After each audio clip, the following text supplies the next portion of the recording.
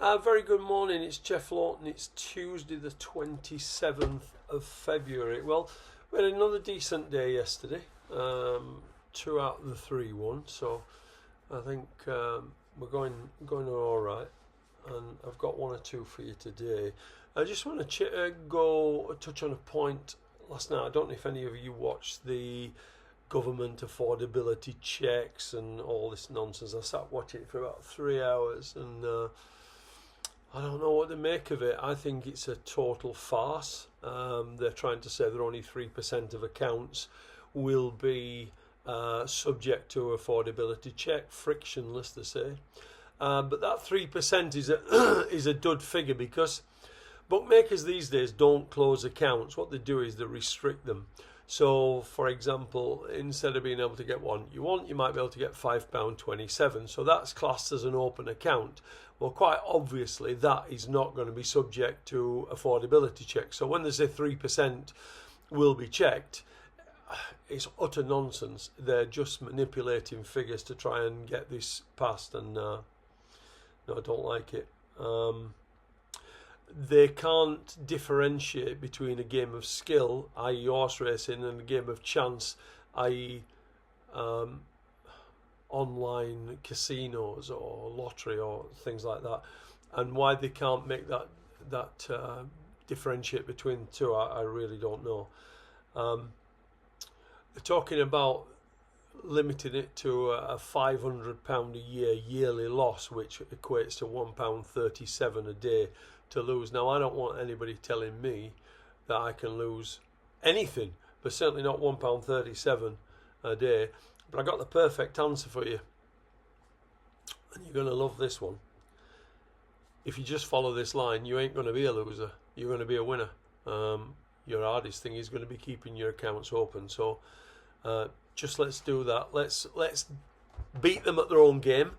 So instead of having to do affordability checks, let's have to worry about where we're going to get accounts from. So that would be my take on it.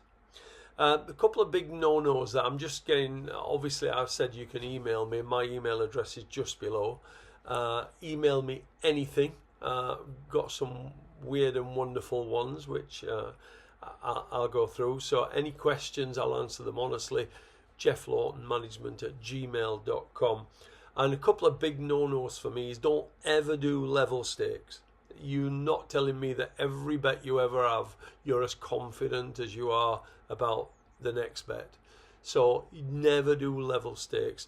Now, the other thing I don't want you doing is each way betting. It's for mugs. As I said to you a couple of days ago, better backing 2 horses in one race than backing 1 each way. I'd rather have 2 shots at hitting a big price than hitting just getting my money back. That seems utter pointless. So a couple of big no-nos there. Somebody asked me about, do I do exotic bets? Well, I don't do exotic bets, and the clue's in the title. Certainly the exotic bets that you're talking about won't get me to the Caribbean. So I tend to do singles. If I am going to mix them up, I do tend to put them in a Trixie. I do like a Trixie, because if I put 3 bets up, I'm usually very keen on all 3 bets, and at least 2 of them usually win. So, but when they do all win, like on Sunday, we rang the jackpot. So if you're going to do multiples, have a Trixie. I think that will do. If you want the bets early, as a lot of people are now asking me for, send me an email and I'll tell you how you can get them early. Literally everything I put up is backed. So if you want to be on at 8:45 in the morning rather than 9:45, then drop me a line and I'll see what I can do for you there. What else did I want to touch on? Yeah, must use figures. I know I keep harping on, but I'm getting a lot of new people daily. So you must use figures to put some substance to what you see. I've used the analogy, if I run past some dustbins, I'm going to look impressive.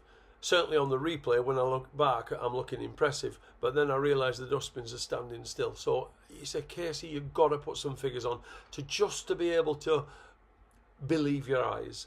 And write all your bets down. Profit and loss, absolutely imperative that you know where you are every day forever, really. So I'm going to quickly get into today. I'm going to cover, I think I've got about 4 races to cover. So we'll start off in the 405 at Leicester. The one I quite like is Here Comes McCoy. Now, he produced his personal best last time on what was effectively his chase debut. The other time he'd run over fences, he unseated at the first. And that was on, when he won, was on similar ground to today. Now, that was over 3 mile 2, but his last win over hurdles was 2 mile 2.5. So this drop back in trip to 2 mile 6 shouldn't be a major problem to him. Now, the handicapper put him up £8 for his 11 lengths win last time, but they're claiming £5 off him for a kid who's ridden 23 winners so far. So in effect, he's only £3 worse off, and really that should be, he should be able to laugh at that. Now, at one stage over hurdles, he was rated 126. So if a switch to fences has brought out any improvement, then he could still be really well handicapped despite his top weight. Excuse me. No Tackle won last time, but that was in a much weaker race than this, than what Here Comes McCoy won. And Lord Catterick is fairly inconsistent. So without steaming in on Here Comes McCoy, I think he could be worth an interest. I've got a couple at Catterick that I'm interested in. So starting the 320, we'll go to Treaty Boy. These are not in chronological order, by the way, so we're going to go 320. Treaty Boy. Now, he finished placed in his 2 Irish point-to-points. Now, you know how big I am into Irish point-to-points. They are the breeding ground for some of our top national hunt horses over many years. So, but he didn't win. He finished placed in a couple of them before showing little in 3 hurdle races when he was trained by Rebecca Menzies. Now, he got a marker 94, and they quickly switched him to fences. And he ran over this course and distance on his chase debut a couple of weeks ago, I think it was. And he jumped well and won with a ton in hand. Now, the positive is that he was only put up £7, which seems quite lenient. But the negative, which I don't like, is that he's changed stables since. Now, there could be many reasons. The owner might have wanted to get out or anything. But he's changed stables. He's with a new trainer.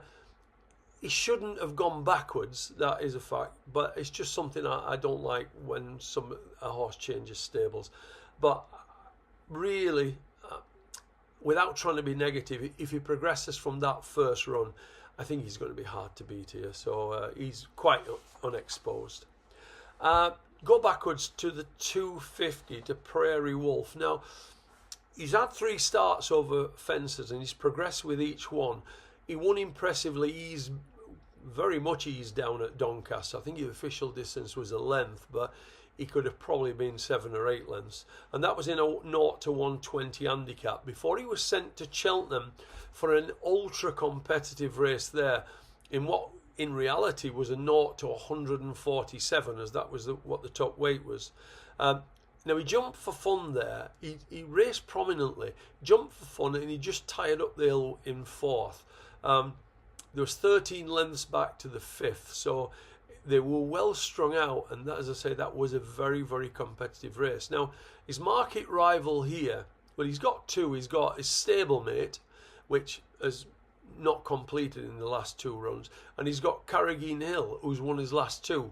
But they were both in 0 to 100 handicaps, and he's gone up £10 for winning a moderate race. And I don't think that form is very good at all. So for me, Prairie Wolf doesn't even need to improve to win this. And he should be different class. I've got one at Southwell. I just will tell you that when I am going to go for a big bet, and I'm not in a rush to go for one, but when I am going to go for a big bet, anybody who subscribes, I will let you know in advance before the price goes. So please press the subscribe button below, and you'll get that as and when. And obviously, as I say about the email address, any questions whatsoever, I will give honest answers. If I can't help you, I can't help you, but I will try and give you an honest answer. And just just email me on the address below. So let's quickly go to Southwell at 6 o'clock. The horse I like here is Marged. Now, he's had 3 starts for John Gosden. and he's gradually stepped up in trip each time. That's the key to the horse. He's just a galloper. He's not. He doesn't have this acceleration, but he is just a relentless galloper. So the step up in trip by 3 furlongs down this long straight at Southwell is sure to suit him, and the yard think he could be a very well handicapped horse off just 85. Now his last run at Wolverhampton, he had that form, Frank, when the second horse of Charlie Appleby's Bold Style won easily next time. So I think that form is rock solid compared to the rest, and this should be straightforward for Margid. So that's it for today. I've covered 4 races there. Make your own choices what you do. I will be back tomorrow. Any questions, drop me a line and press the subscribe button if you want the best. Many thanks. Speak to you tomorrow.